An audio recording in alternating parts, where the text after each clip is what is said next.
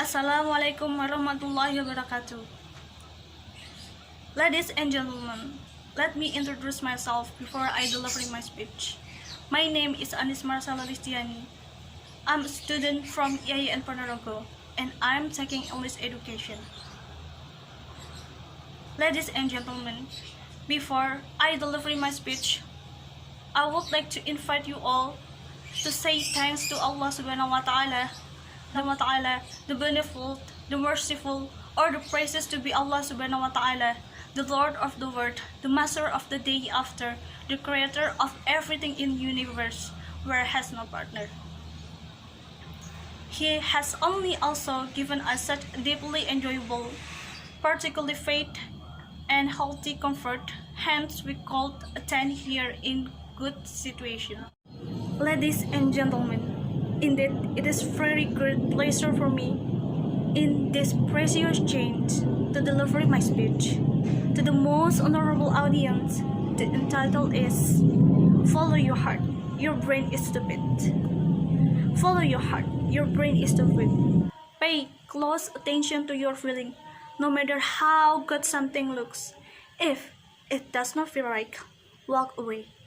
If it does not feel right, change, or it is not right. See, your heart is much wiser than your brain. Most people, when faced with difficult decision, they go to their brain. Most people believe their intelligence comes from their brain, but that is not the case. You see, your heart is the most powerful intelligence in your body. Your heart is the intelligence that comes before your brain. Most people don't know that. Yes, your heart is start beating before your brain exists. So, the intelligence that created your body and your brain is your heart. An emotional brain long before we form a rational one, and a beating heart before either. Research shows that heart has 60 times of energy coming out it as the brain does. Now you can understand how your heart is dramatically impact how your brain works, but not the other way around. You cannot trust your brain 100% of time. Your brain wants to keep you safe from all possible form of the pain. Your heart wants to take you where you need to go. Being inside your head is not only dangerous, but it is reckless. As Tony Robinson says, when you're in your head, you are dead. You're dead to the wonder of this world. You're dead to the beauty of this world. You're dead to the clarity of decision making. And true peace and the clarity comes from following your heart. To get in touch with your feeling, your heart is the way to unlock all of your true potential, peace and clarity. Your heart knows the way. Follow your gut, follow your intuition. If you feel it is right, follow the feeling. Ladies and gentlemen, I would like to share you some guidance to following your heart. The first is get out of your head and into your heart. Intuition or following your heart to act on sudden inspiration has such a negative connotation in society. We are expected to think with our heads and be practical. But being practical or logical will never lead to true fulfillment or happiness. You can only get that when you live your life fully as your authentic self and follow your heart, even if it does not suit those around you. Jimmy Carr said, "So many of us choose our path out of the fear. This just as practicality.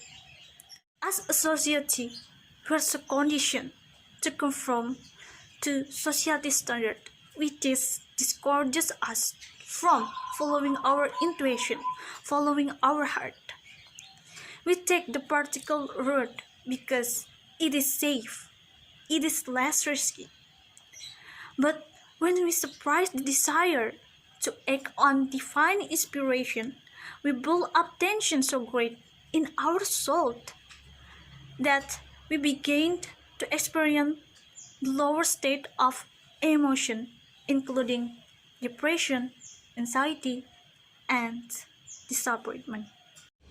Sometimes in this life, we sometimes have a condition when we feel like we miss our path and forward so that we can feel safe, so that we can have predictability. Sure, predictability and safety have their benefit, but when your heart calls and you choose to ignore it, the consequence might far outweigh the benefit. And the second guidance is your heart will lead you to your authentic self.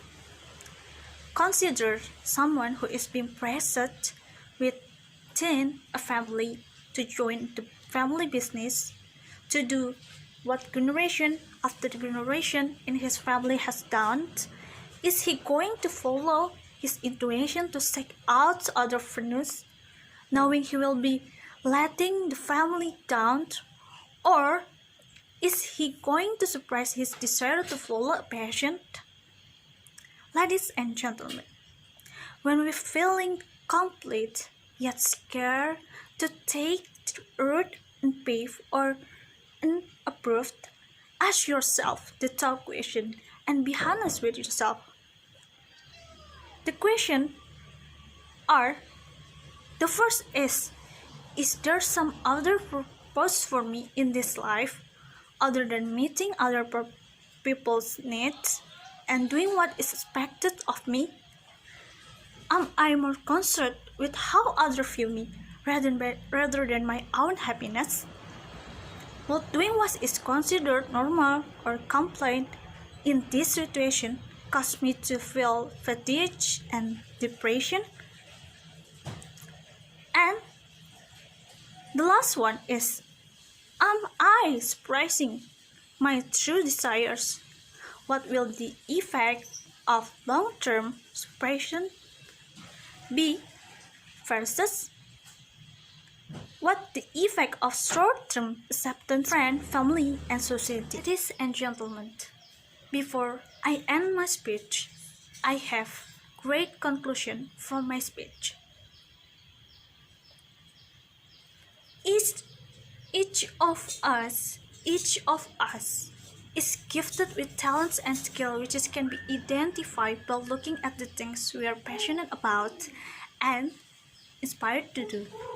By surprising and turning away from this passion and impulses, we are denying the divine access to powerful creation that exists inside all of us. We are all here for a purpose. That purpose sometimes does not, at least initially, look so practical. It must be filled within the heart. You always have the answer inside you. Everything you need is inside you. Just follow your heart and don't confuse the voice inside your head and around you with the guidance of your much wiser, more powerful. It is heart. Follow your heart. Your brain is stupid. Thanks for your attention. Wassalamualaikum warahmatullahi wabarakatuh.